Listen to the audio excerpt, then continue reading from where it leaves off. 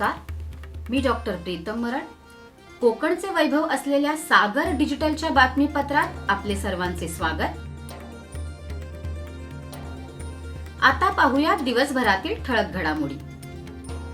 रायगडात प्रचार शिगेला, तटकरे गीते यांच्यात शाब्दिक वॉर. रत्नागिरीतील सभेत विनोद तावडे यांनी मांडला पंतप्रधान मोदी यांच्या कामगिरीचा लेखाजोखा.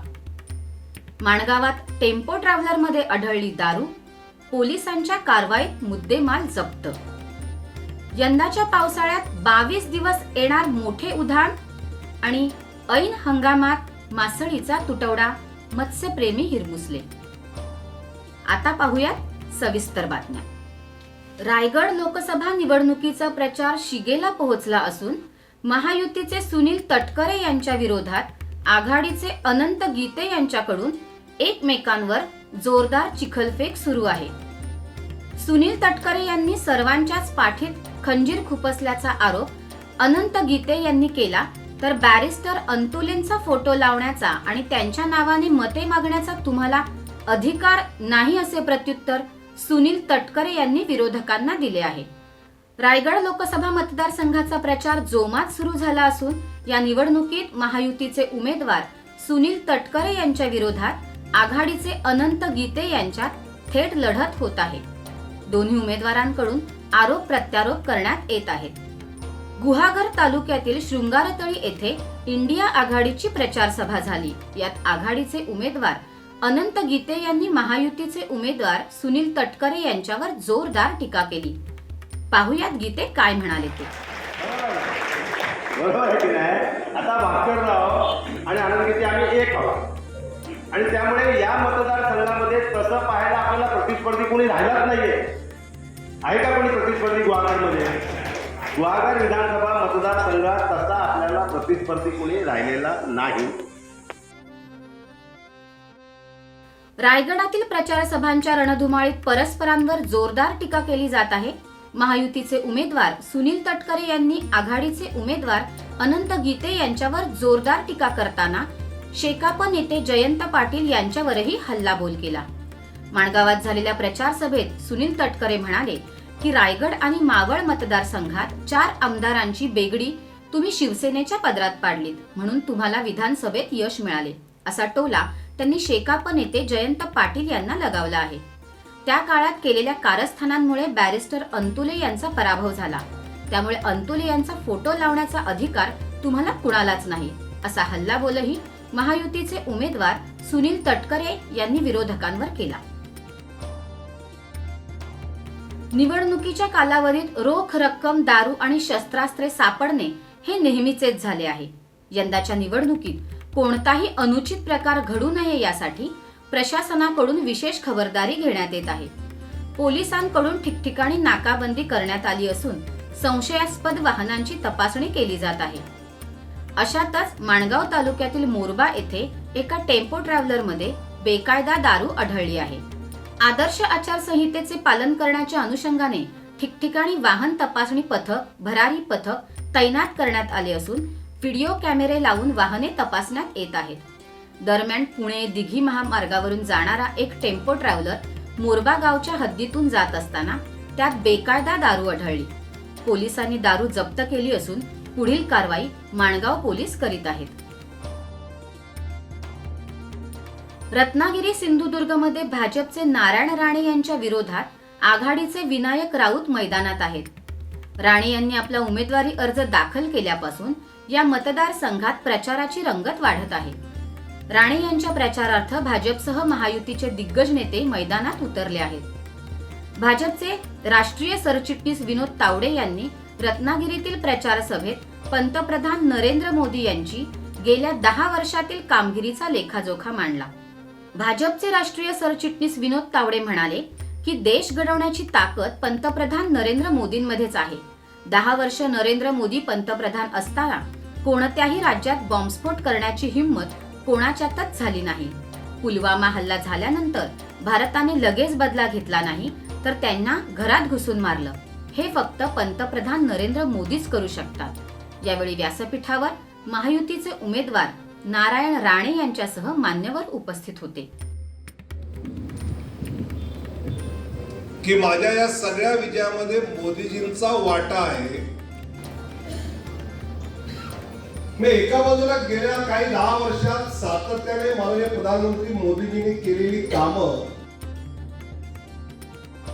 रिपब्लिकन पक्षाचे माजी प्रदेश सरचिटणीस साहेबराव धावारे यांचे नुकतेच प्रदीर्घ आजारामुळे निधन झाले. त्यांना श्रद्धांजली वाहण्यासाठी सर्वपक्षीय शोकसभेचे आयोजन खोपोली येथे करण्यात आले होते. यावेळी नामदार रामदास आठवले यांच्यासह सर्वपक्षीय नेत्यांनी साहेबराव धावारे यांच्या स्मृतींना उजाळा दिला. साहेबराव धावारे यांना गमावल्याचे दुःख आहे. धावरे यांनी दलित चळवळीला दिलेले योगदान संस्मरणीय असणार आहे. दलित चळवळीत ज्या ज्या नेत्यांनी योगदान दिले त्यामध्ये साहेबराव धावारे होते. त्यांनी आयुष्यभर समाजासाठी न्याय लढा दिला, अशा भावना केंद्रीय मंत्री रामदास आठवले यांनी यावेळी व्यक्त केल्या.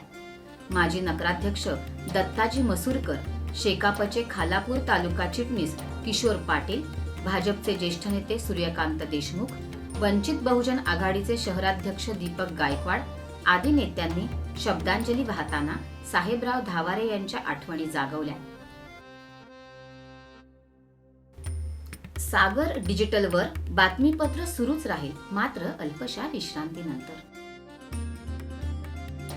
एक कर्तव्य देशप्रेमाचे, एक कर्तव्य लोकशाहीचे, एक कर्तव्य मतदानाचे, एक कर्तव्य सन्मानाचे. चला, मतदान करा आणि कर्तव्य बजवा. सागर डिजिटलच्या बातमीपत्रात आपले पुन्हा स्वागत. एप्रिल मे महिन्यातच मान्सूनचा अंदाज वर्तविण्यात येत असतो. हवामान विभागाकडून करण्यात येणाऱ्या भाकितानुसार खबरदारी घेतली जात असते. यंदा पावसाळ्यात समुद्राला 22 दिवस मोठे उधाण येणार असून रायगड जिल्ह्यातील 145 गावांना धोका उद्भवण्याची शक्यता वर्तविण्यात आली आहे. पावसाळा सुरू व्हायला अद्याप 2 महिने आहेत, मात्र हवामान विभागाकडून वातावरणाविषयी अंदाज वर्तविण्यात येत आहेत. यंदा पावसाळ्यात 22 दिवस समुद्राला मोठे उधाण येणार आहे. यावेळी समुद्र किनारपट्टीवर 4.5 मीटरपेक्षा उंच लाटा उसळणार असून समुद्र तसेच खाडी किनारपट्टी भागात पाणी शिरण्याची भीती वर्तविण्यात येत आहे. कोकणातील समुद्र तसेच खाडी किनाऱ्यावरील गावांना याचा फटका बसणार आहे. रायगड जिल्ह्यात समुद्रकिनारी 46 तर खाडी किनारी 99 अशा 145 गावांना उधाणाचा तडाखा बसणार असल्याचे म्हटले जात आहे.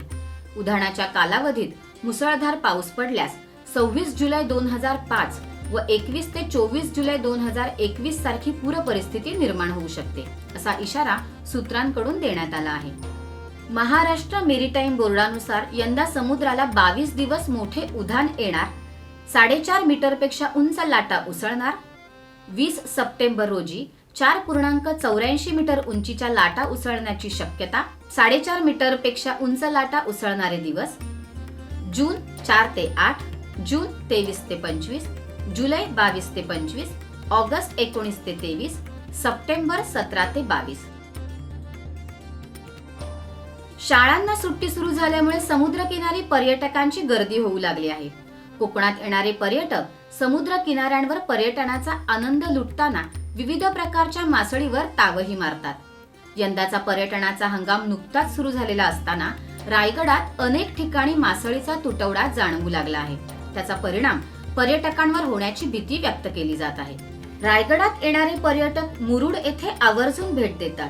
येथील प्रसिद्ध राजपुरी बंदरात सध्या मासळीचा मोठा ठणठणाट दिसून येत आहे. या बंदराचे वैशिष्ट्य असलेली कोळीम आणि कोलंबी मासळी गायब झाल्यामुळे मच्छीमार आणि मत्स्यप्रेमीही हिरमुसले आहेत.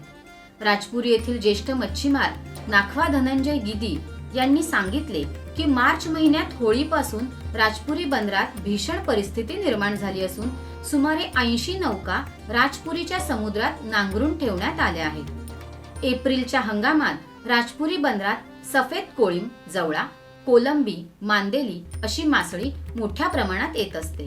राजपुरी बंदराजवळ मासळी कोळीम, मांदेली, बोंबील किंवा तत्सम मासळी वाळवण्यासाठी शासनाने निधी देऊन 2-3 प्रशस्त सिमेंटचे चौथरे बांधण्यात आले आहेत. मासळी मिळत नसल्याने हे चौथरे कडक उन्हात ओस पडल्याचे दिसून येत आहे. सफेद कोळीम विक्रीस आल्यानंतर 30 रुपये ते 50 रुपये वाट्याने येथे मिळते. कोलंबीचे सोडे 1800 रुपये प्रति किलो दराने मिळतात. वातावरणातील बदलांमुळे मत्स्य उत्पादन घटल्याचे म्हटले जात आहे. या होत्या सागर डिजिटलच्या आजच्या बातम्या. या बातम्यांसंदर्भात आपल्या सूचना आणि प्रतिक्रियांचे आम्ही नक्कीच स्वागत करू. पुन्हा भेटू नव्या बातम्यांसह. तोपर्यंत धन्यवाद. सागर डिजिटलच्या यूट्यूब चॅनलला लाईक करा, शेअर करा, सबस्क्राईब करा आणि ताज्या घडामोडी नियमित पाहण्यासाठी बेल आयकॉनला प्रेस करा.